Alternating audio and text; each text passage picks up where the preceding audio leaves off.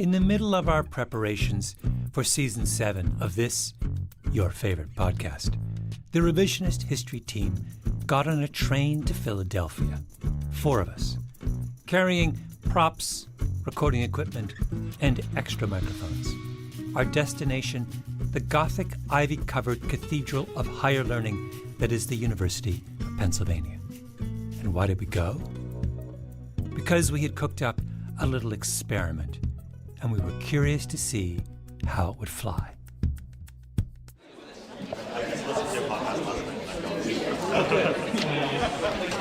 Thank you. Welcome to Fulda. Thank you. We commandeered one of the main lecture halls at the Wharton School, invited 75 or so students, all seniors, smart, focused, disciplined, future masters of the universe, and asked them to answer 10 simple questions, such as, how many years of your K-12 education were a public school, and how many were a private school?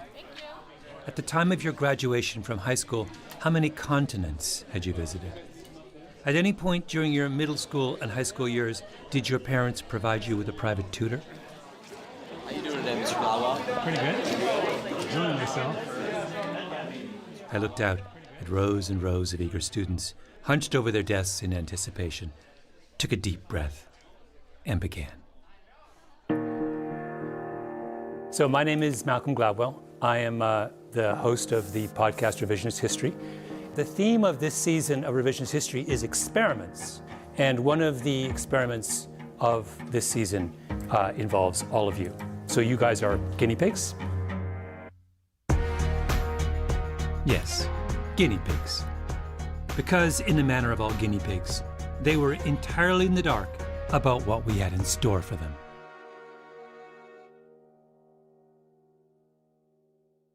And as you probably guessed from some of the questions that you were given, what I'm trying to do is I'm conducting an experimental investigation into the nature of the privilege of the people in this room. The students quickly finished the questionnaires and put their names and birth dates at the top. My producers, Eloise and Harrison, are sitting at a big table at the front of the room in full view of all the guinea pigs. They go through the completed questionnaires, one by one, and use the answers to generate a number, a score, which they write on a giant white sticker with a big fat Sharpie. And now the real experiment begins. I'm going to assign every one of you a number. If they can figure out what their number means, they will understand something essential about how broken the system was that propelled them to the Ivy League, and how to fix it. Just peel off the back, and I'd like you to affix the sticker to your chest so we can all see each other's numbers. You're going to look around the room, see everyone else's numbers, see your number, and hopefully that will aid you in your investigation of what exactly the nature of this experiment is.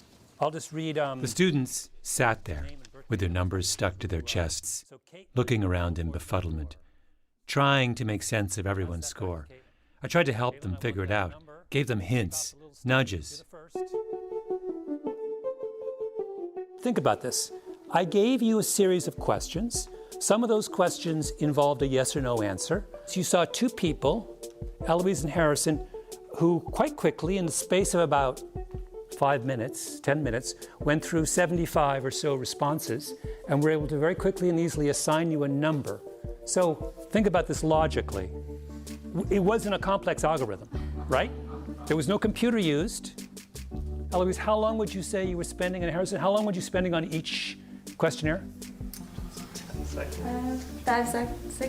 5, 6 seconds. Okay, that's a clue, guys. Let's go. Come on. Hi, my name is Abe. They might have just looked at zip code because that's a pretty good predictor of privilege just in and of itself. Abe has derived his hypothesis from question 6. What is the zip code your family lived in during your high school years? Perhaps, he speculates, the number on his chest was some kind of complex, mysterious derivative of his zip code.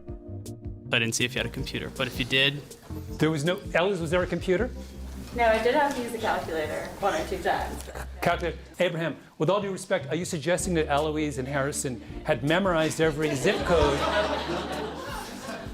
It's plausible. They're very smart. Yeah. Not that smart. I'm Zach. I think it really has to do strictly with the private versus public education system in the U.S. Nope, that's not what we were looking for. Hi, my name is Joseph. A question that I thought was very interesting on there was about if you have any siblings, and if so, how many? Nope, not that either. Hi, I'm Kaylee. One that I don't think I've ever been asked in relation to this was if I drank when I was in high school, what age did I get drunk at? Kaylee's referring to question number 9. In high school, did you drink alcohol? And if yes, when did you first get drunk? Could you come up with any reason why I would have asked that question, or do you think that's just one of the ones that I'm just blowing smoke on? I have my own hypothesis, but I can't. Oh, come on. What if I'm wrong? This is all about being wrong. Oh, this is all about being wrong.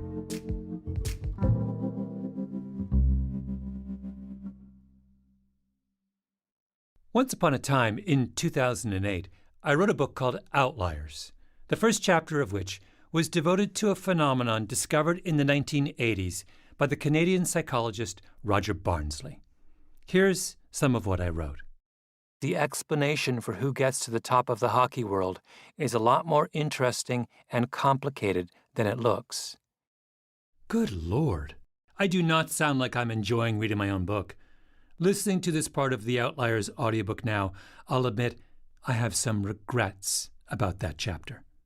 We'll get to that, I promise.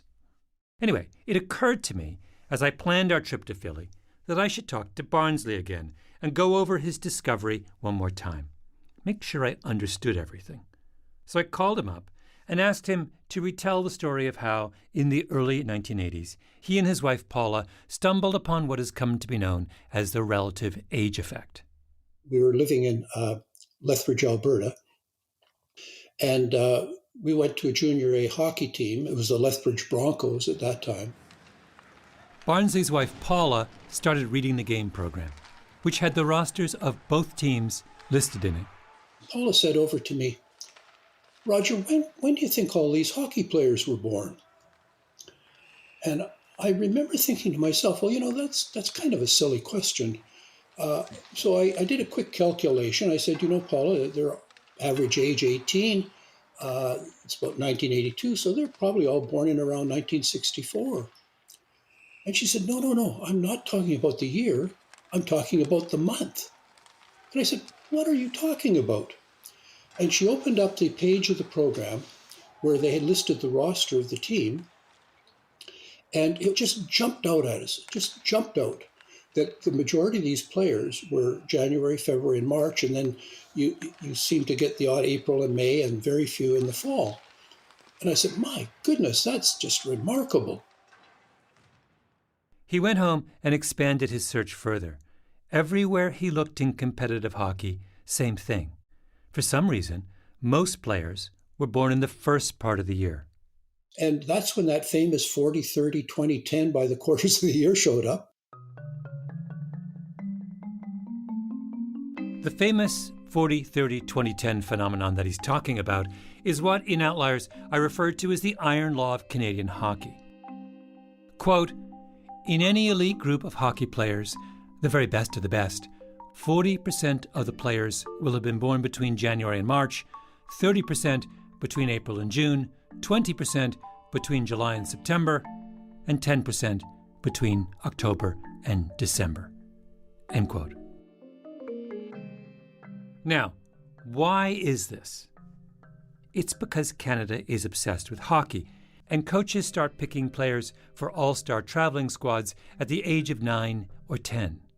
Since the eligibility cutoff for Canadian hockey is January 1st, that means the coaches are choosing among 9-year-olds who are as much as 12 months apart. And 12 months age difference at the age of 9 is a lot. The January kids are bigger and stronger and more coordinated than the December kids, which means that the January kid is more likely to be chosen by the coaches for the traveling squad, which means, in turn, that they will practice 2 or 3 times as often, play more games, have better coaches, better competition than the kids left behind. And what began as a completely arbitrary advantage based on a quirk of birthdays turns over time into a real advantage. The same phenomenon holds true in other sports. Soccer, swimming, you name it. You can find the relative age effect everywhere. And of course, it also applies to the classroom. Teachers aren't any better than coaches at disentangling ability from maturity. So relatively older kids in elementary and middle school end up getting more encouragement. They tend to get better grades. And they're more likely to be chosen for things like gifted and talented programs. Meanwhile, relatively younger kids are more likely to be diagnosed with learning disorders or flagged for problem behavior. I cannot tell you how many parents have come up to me over the years and said, "Because I read your book Outliers, I held my kid back from starting school, and it was the best decision I ever made." Of course it was. But parents holding their kids back doesn't solve the problem. It just creates a relative age effect arms race. There's a fancy private school near me where so many parents of younger children have held their kids back that now the parents of the formerly eldest children have responded by holding their kids back, whereupon the first set of parents are increasingly holding their kids back a second time, meaning that there is at least a theoretical possibility that in the most competitive corners of American private education, some kids may never graduate from high school. Maybe I should have seen all that coming when I wrote Outliers. I should have made it clear that I was not trying to teach neurotic upper-middle-class helicopter parents how to game the system. I just wanted schools and sports leagues to stop behaving like idiots. So, Barnsley's paper on relative age effect came out in 1985. Outliers, which was, I think, the first time Barnsley's work got wide publicity, was published in 2008. The world has been alerted for decades to the fact that all kinds of supposedly meritocratic systems have been hijacked. Has anything changed? You're in front of your computer. I am. Are you? I put the question to Roger Barnsley, the OG of relative age effect research. What have we learned? Can you Google the roster of the Canadian junior hockey team, national hockey team for 2021-22, the current roster? I'll do it right now. And I want you to go down the list of the forwards, just use the forwards for the sake of simplicity, and I want you to just read the 21 months of birth of the forwards on the current Canadian junior national hockey team. Their birth dates are just their names. I just want their birth months. Okay, let's just see. And then Barnsley repeated what his wife Paula did decades ago at the Lethbridge Broncos hockey game. He listed the birth months by number of the members of the national junior hockey team. Listen for birth months of 7 or higher. 2, 10, 1, 1, 1, 2, 11, 8, 4, 2, 10, 5, 4, 5, 2, 6, 1, 3, 1, 1, 5, 3, 2, 4, 7, 1. It's the same thing. It's the same thing. They've learned nothing. It's the same phenomenon you saw this 40 years ago. The iron law of Canadian hockey is still an iron law. Isn't that funny? Roger, It's not funny at all. It's depressing. Very depressing. Very depressing. Here we are, both Canadians. We are citizens of a country that cares more about hockey excellence than anything else. Let's be clear, anything else. And we are leaving an astonishing amount of talent on the table. Exactly. And we're refusing to learn. One of Canada's own prominent academics 40 years ago said to the hockey establishment, "What are you doing?" Yeah, that's right. And they haven't done anything. Canadian hockey hasn't done anything, but maybe revisionist history can.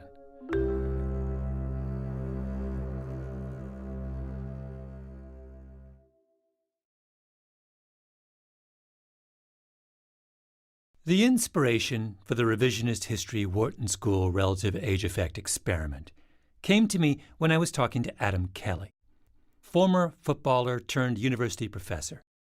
Kelly is a disciple of Roger Barnsley. He works with sports leagues to help them solve their age-related problems. like England's Basketball Federation, which spent a small fortune setting up regional centres to identify promising players.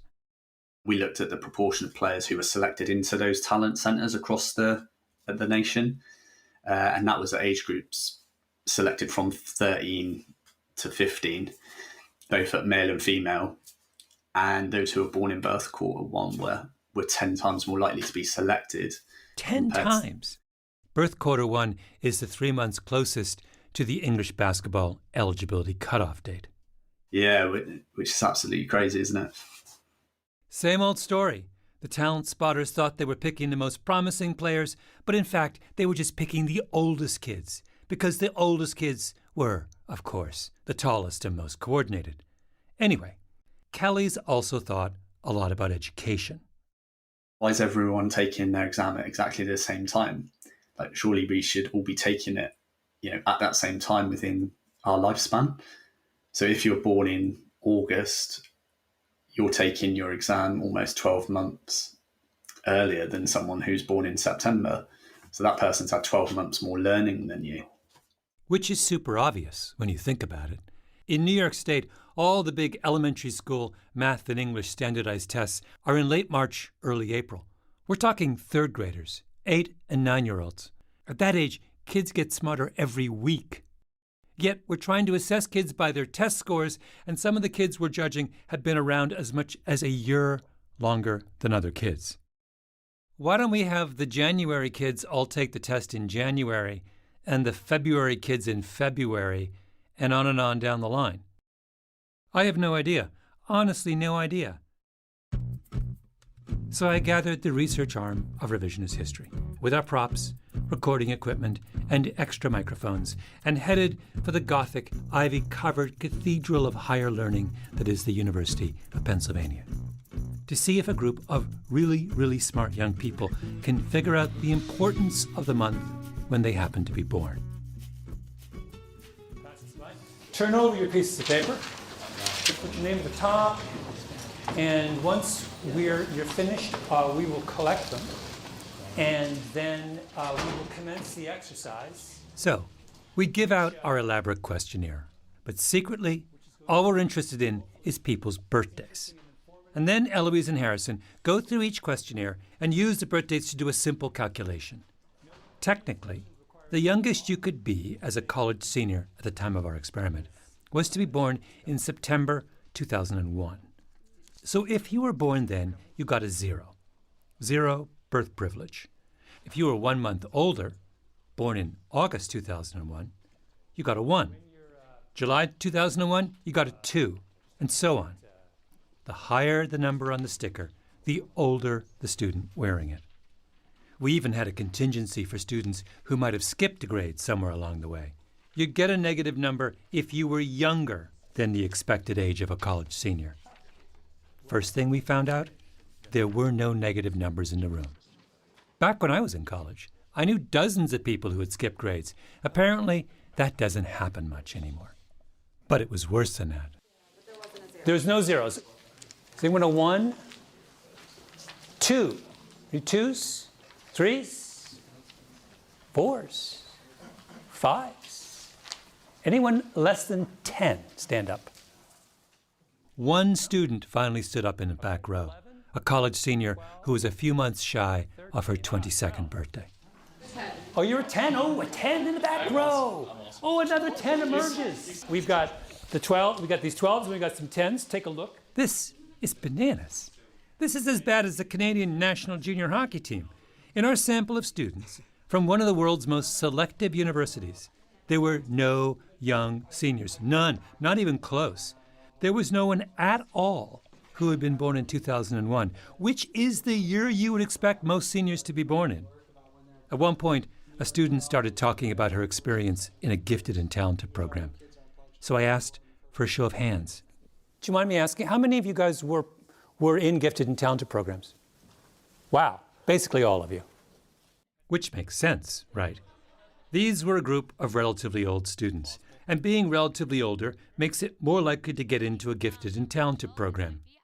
And getting into a gifted and talented program makes it more likely to get into a school like Penn, which is why our group of seniors that day at Wharton were all really old. What begins as arbitrary advantage hardens into privilege. A simple fact about their own success that our students still hadn't figured out.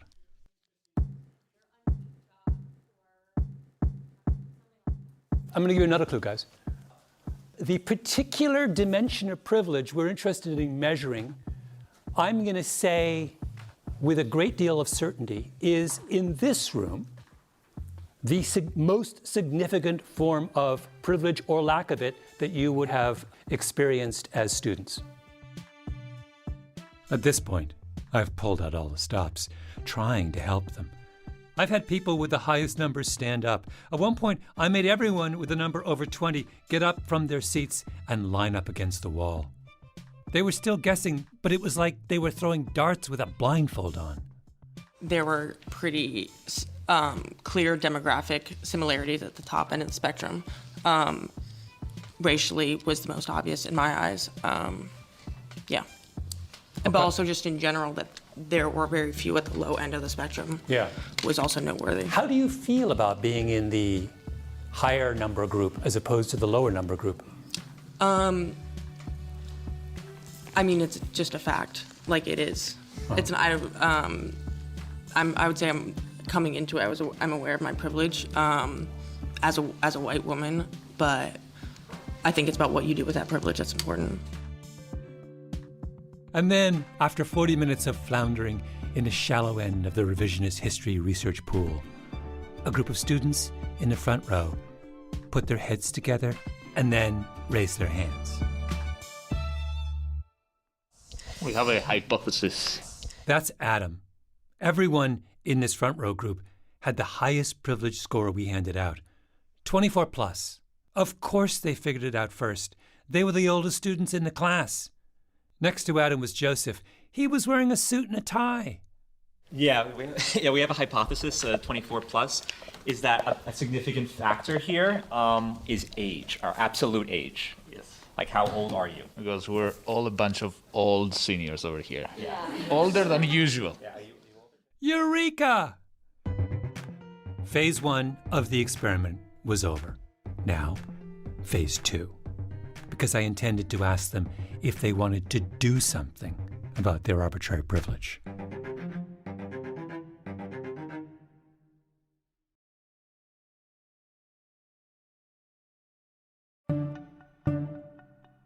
In Australia, they've invented something called maturity-based corrective adjustment procedures. MATCAPs, as it's known, for provisional use in the sport of swimming.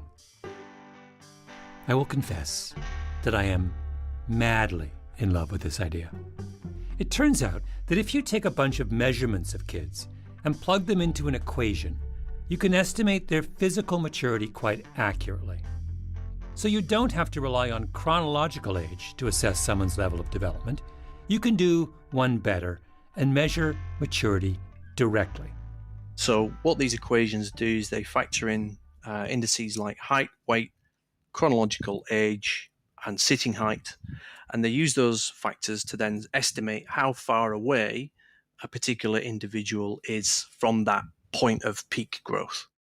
That's Stephen Cobley, a professor at the University of Sydney who created MATCAPs along with his colleague Michael Roman. Here's how it works. Imagine we have two 14-year-old swimmers competing in a 100-meter freestyle, both with the exact same birthday, Joey and Tim.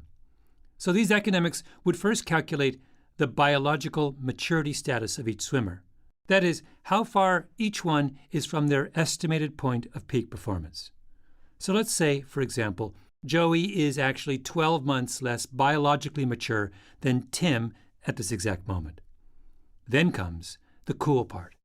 Cobley then looks at thousands of data points for 14-year-olds swimming in the 100-meter freestyle and calculates what is 12 months of maturity worth on average in terms of swimming time for kids competing in that age group. He enters the data into the maturation-based corrective adjustment procedures algorithm, and presto, the procedure adjusts Joey's time to account for the fact that at the moment he raced Tim, he was 12 months behind developmentally. An adolescent swim meet in Cobley's ideal universe has two sets of results: the raw results and then the maturity-adjusted results.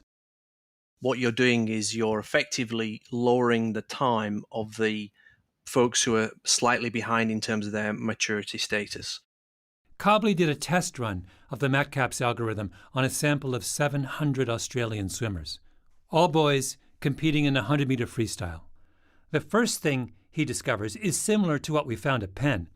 Among the top 25% of all adolescent swimmers, there were no late maturing boys. None. Zero. Which is an astonishing fact.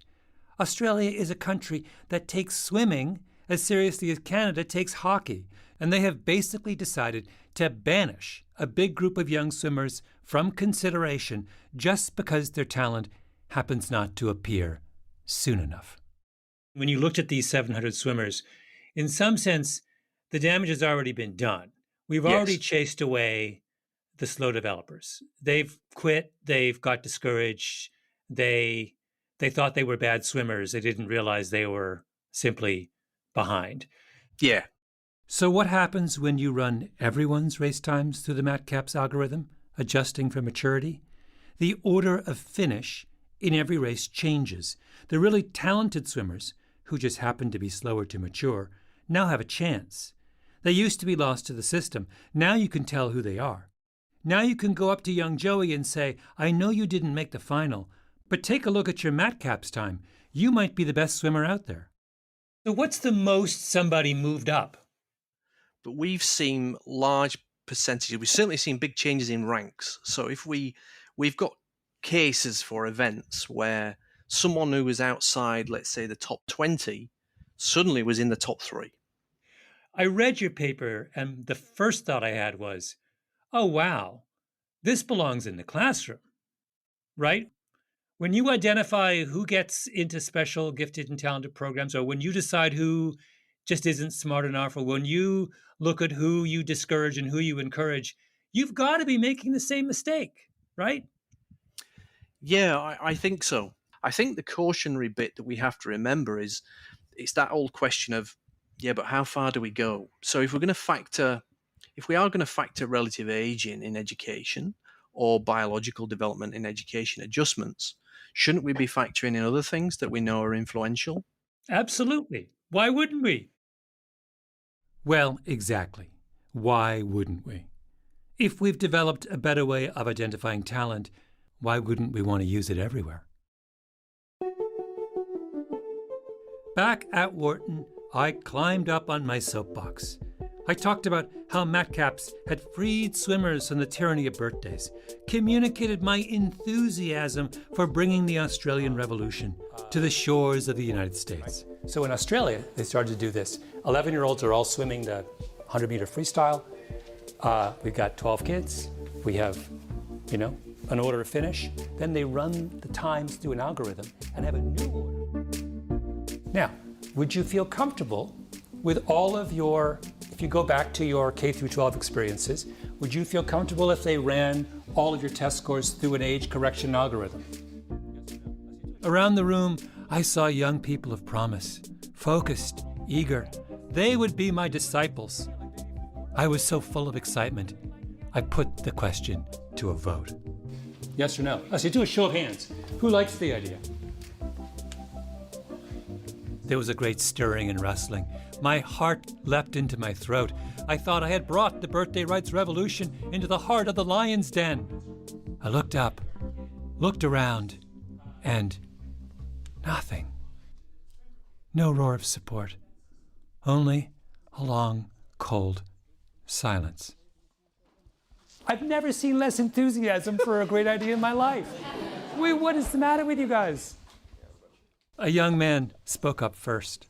Well, it's like, to be completely honest, it's to be selfish about it. It would probably have hurt our chances of being right here in this room because I'm old for my grade. I did well on my standardized test scores. Maybe if they readjusted it, I would have been more in the median. He was a 22-year-old senior in college. So selfishly, I would say, no, it's not a good idea. From a societal standpoint, perhaps. So you're being honest. I'm being honest, yeah. It's like saying, legacy admissions or something like that. My father went to Penn and my mother went to Penn. Oh, you're drowning in privilege. Exactly, I'm drowning in How privilege. did you... If we get rid of this, but I'm just going to be honest. That's fantastic. Who else wants to... Then Matteo raises his hand. He is an 18 on his sticker, an age privilege advantage of a year and a half. And I think that's a poor idea because it assumes that everyone who is older is always going to be smarter, and everyone who's younger is always going to be less smart. I've seen some pretty old people do some terrible things. No, Matteo, that's not what it does. Well, it's neutral. It just adjusts for the age gradient. But I want my score to be my score. But wait, I want to. Can I just harp on? You said you want your score to be your score. Yeah. But why is an adjusted score, a score that accounts for your degree of maturity, somehow less characteristic of who you are than an unadjusted score? I would have thought the opposite. A score that doesn't include information on your level of maturity would seem to be more artificial than one that does. I don't know. I guess I would want to look at the algorithm before I made an actual judgment, because I'd be surprised if I was okay with everything, theoretically, everything that the algorithm would say. The students stood up one by one, using their prodigious powers of analysis and imagination to come up with one objection after another. Why do you think you guys are so hostile to attempts to remedy the situation? My fear with the algorithm is that it could be gamed. So if this were implemented where we know that if you're younger, you get, say, a 100-point bump in the SAT or are viewed more favorably throughout your whole educational career, then we're probably sending our kids off to kindergarten at 4. Or we're planning, whenever we have our kids, looking at whatever the cutoff date is for kindergarten, in September maybe, and saying, all right, we're going to reproduce 9 months before that, in December or January. Yeah, but wait, it's the current system that's being gamed. We're responding to the gaming, are we not? Yeah, so I guess the fear is that the algorithm could be regamed. Yeah. And yes, exactly. I put my hand on the table to steady myself. My head was spinning. These were the children of Outliers. Children raised according to the rules of a game I kind of helped set in motion. And now, the consensus among 75 elderly Ivy Leaguers was that the system should remain rigged in favor of the elderly. The apple cart must remain upright, with the shiniest and oldest apples on the top. Now, do I blame them? No, I don't. This is what happens when we give up on fairness as an essential principle. All that remains is cynicism. The students at Penn do not see the point of changing the system because their parents did not see the point of changing the system. And their parents didn't see the point because the schools didn't see the point. And the schools, for goodness sake, can't even rise from the slumber of their indifference to see that it makes no sense to give everyone an assessment test on the same day. We game the things that we've given up on. I tried my best in Outliers, but I subtitled the book The Story of Success, and if I learned anything from that afternoon at Penn, it's that we want to think about success as a word to describe ourselves, our own progress. But it's not really people who are successful. It's the systems around us. Great students and great hockey players come from great teams and great classrooms. And if you want to judge the success of those teams and classrooms, start by looking at their composition. Like, when was everyone born? And if we can't get that one right, God help us with everything else. All right. Thank you, guys. I hope this has all been fun. I hope this makes you feel free to wear your numbers for the balance of the school year. Revisionist History is produced by Eloise Linton, Lee Mengistu, and Jacob Smith, with Tali Emlin and Harrison Vijay Choi. Our editor is Julia Barton. Our executive producer is Mia Lobel. Original scoring by Luis Guerra, mastering by Flawn Williams, and engineering by Nina Lawrence. Fact-checking by Keisha Williams. Special thanks to Salman Ahad Khan for production help on this episode. I'm Malcolm Gladwell.